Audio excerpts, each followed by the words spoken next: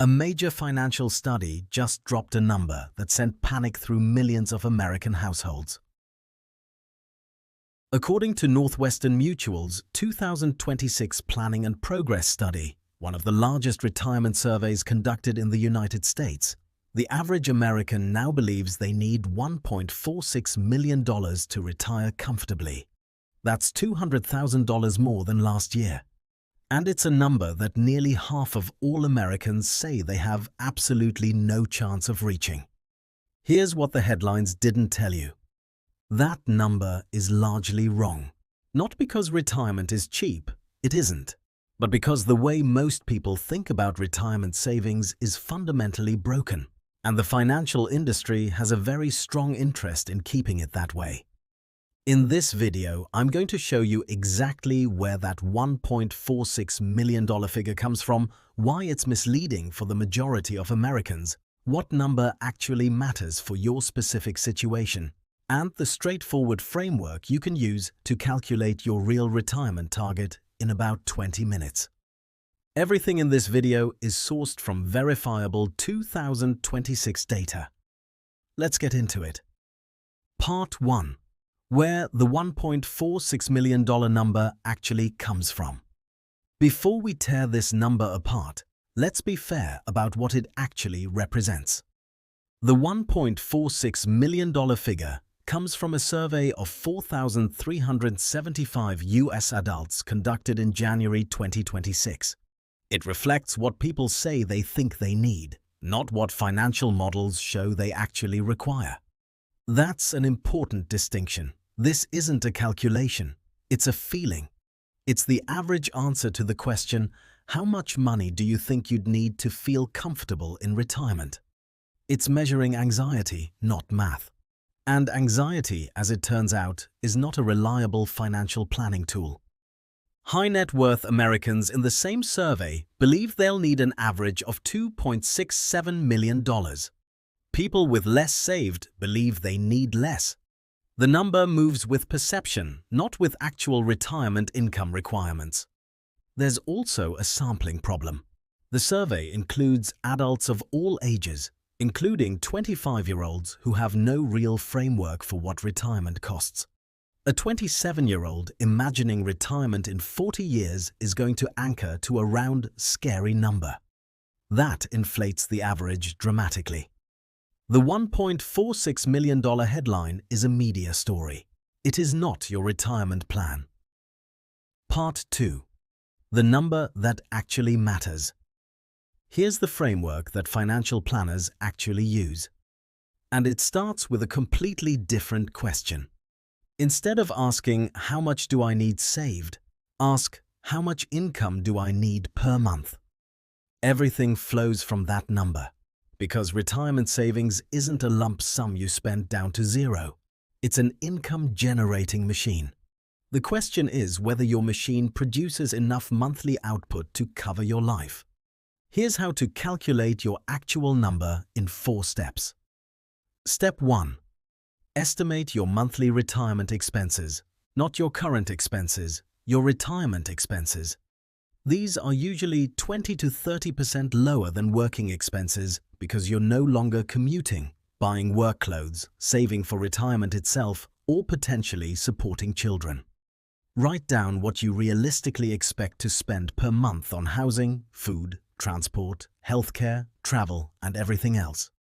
Most people in their 60s find this number lands somewhere between $3,500 and $6,500 per month, depending on lifestyle and location. Step 2. Subtract your guaranteed income. This is the step most people skip entirely, and it's the most important one. You likely have guaranteed income coming in retirement that has nothing to do with your savings. The most significant is Social Security. The average Social Security retirement benefit in 2026 is $2,071 per month. A married couple where both spouses worked could be looking at $3,500 to $5,000 per month combined, before touching a single dollar of savings. If you have a pension, from government work, military service, or a legacy employer plan, add that too. If your spouse has income, add that. Subtract all of it from your monthly expense estimate. What's left is your income gap, the amount your savings actually needs to cover. Step 3. Apply the income gap to a savings target. A common and reasonable rule is that your savings should be able to generate about 4 to 5% annually without being depleted. This is the basis of the famous 4% rule, which we'll cover in depth in a future video. So if your income gap is $2,000 per month, $24,000 per year, you divide that by 0.04. Your savings target is $600,000.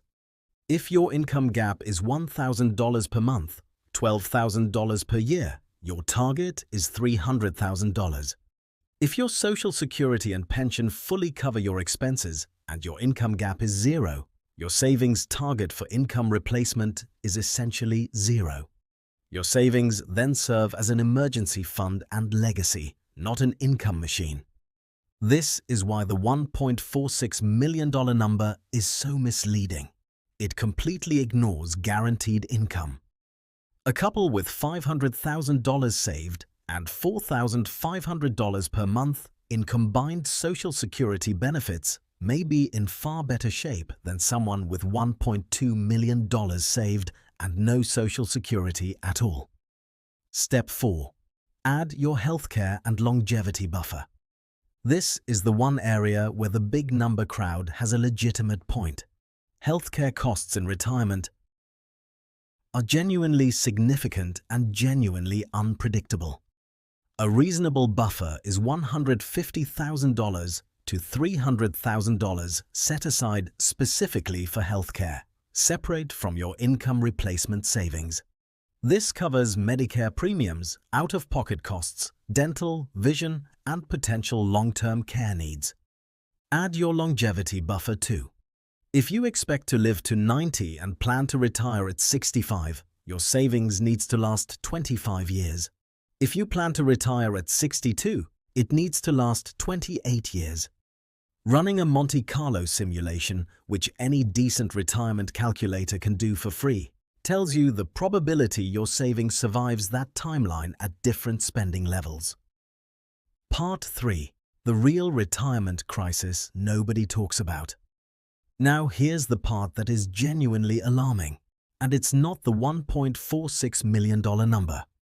The median retirement savings for Americans aged 55 to 64, people within 10 years of retirement, is just $185,000. LifeStream at Glendale. That's not the average, which gets pulled up by wealthy outliers. That's the median. Half of near retirees have less than $185,000 saved. For those people, the income gap framework becomes critical because Social Security and any pension income aren't a supplement to savings, they're the foundation. And optimizing Social Security, which we covered in our last video, becomes potentially the single most valuable financial decision of their lives. Without congressional action on Social Security funding, beneficiaries could face cuts of up to 24% in their payments by the early 2030s. That's not guaranteed. Congress has always acted to protect benefits before cuts materialized. But it is a real risk that belongs in any honest retirement plan. If you're building a retirement income plan that depends heavily on Social Security, having even a modest savings buffer as protection against benefit changes is prudent planning. Medicare. Part 4. What to actually do with this information.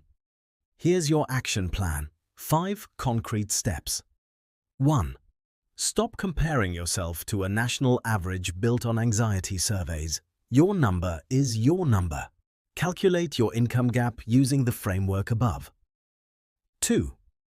Go to ssa.gov right now and pull your Social Security benefit estimate. This is free and takes 5 minutes. Your actual Social Security projection is the single most important input to your retirement income calculation. 3. Build a simple monthly retirement budget. Not based on fear, based on what your actual life costs. Most people find this number is significantly lower than they assumed. 4. Run your numbers through a free retirement calculator. New, Retirement, FireCalc, or the SSA's own retirement estimator all work well. Input your real numbers, not headlines. 5.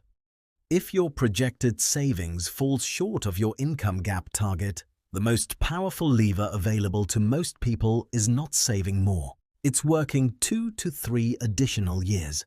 Each additional year does 3 things simultaneously: adds another year of savings contributions, reduces the number of years your savings needs to last, and increases your Social Security benefit if you haven't claimed yet.